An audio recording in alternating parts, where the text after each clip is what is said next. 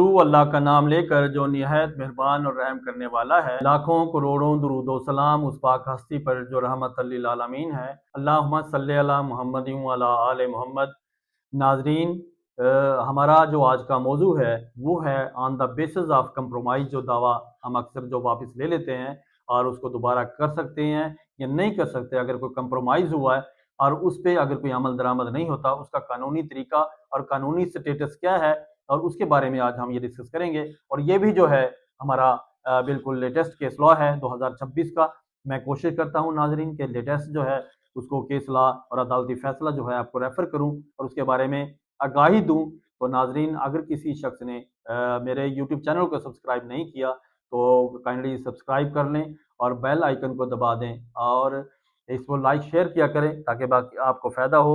और bell icon को दबा दें ताकि आपको जो है हर आने वाली वीडियो और केस लॉ या केस से मुतल्लिका जो है और आपके मसाइल का हल मिल सके। तो नाजरीन, इसको फेसबुक पे भी फॉलो किया करें, शेयर कर दिया करें और लाइक किया करें ताकि बाकी लोगों को भी इससे फ़ायदा हासिल हो। तो नाजरीन, आइए हम अपने आज के असल मौजू की तरफ आते हैं। तो नाजरीन, पहले मैंने इसे कुछ अर्सा पहले मैंने एक जो है इसमें डिस्कशन इस पे वीडियो बनाई थी और एक केस लॉ रेफर किया था। वो ये था कि अगर कोई शख्स कोर्ट के अंदर बयान दे जाता है और कंप्रोमाइज़ हो जाता है कोर्ट में, एक पार्टी जो है बयान दे जाती है और उसके बयान की रोशनी में कंप्रोमाइज़ हो जाता है। उसमें ये था कि अगर on the basis of compromise जो है केस अगर वापस ले लिया गया तो वो दोबारा जो है फाइल नहीं हो सकता, दोबारा दायर नहीं हो सकता। जबकि आज का जो हमारा केस लॉ है वो थोड़ा-सा उससे डिफरेंट है और इसमें जो है 2026 का लेटेस्ट जो है ये डिस्कशन है और लेटेस्ट जो है केस लॉ है। तो इसमें जो है नाजरीन ये डिस्कस हुआ और ये होल्ड हुआ है कि अगर कोई भी कंप्रोमाइज़ अगर अदालत से बाहर जो है किसी फरीकैन का कंप्रोमाइज़ हुआ और वो उन्होंने आके वो दावा जो है वापस ले लिया।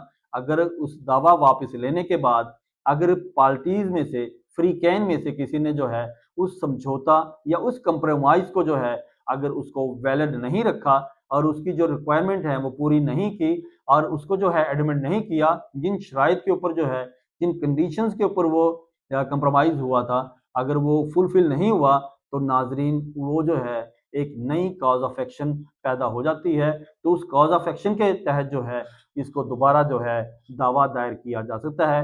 उसमें जो रेस जुडिकाटा का जो कानून है कि अगर एक दावा एक इश्यू पे दायर हो जाए तो दोबारा उसी इश्यू पे दोबारा फाइल नहीं हो सकता।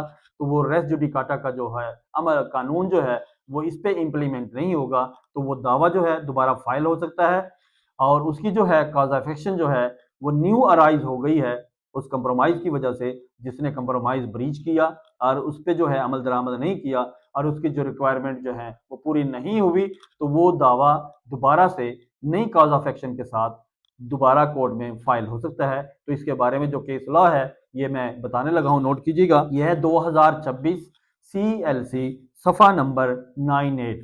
यह 2026 CLC सफ़ा नंबर 98। जी नाजरीन, ये था हमारा आज का केस लॉ और हमारी आज की डिस्कशन।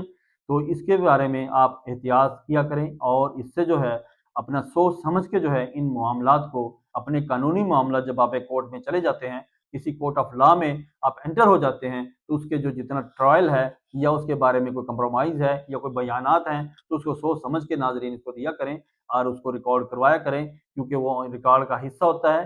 तो उन चीज़ों के बाद बाद में आपको ताकि कोई किसी किस्म का पछतावा ना हो। जी नाजरीन, ये था हमारा आज का केस लॉ और हमारी आज की डिस्कशन। अगली वीडियो और अगले केस लॉ के लिए मुझे इजाज़त दीजिए। बहुत शुक्रिया। अल्लाह हाफ़िज़।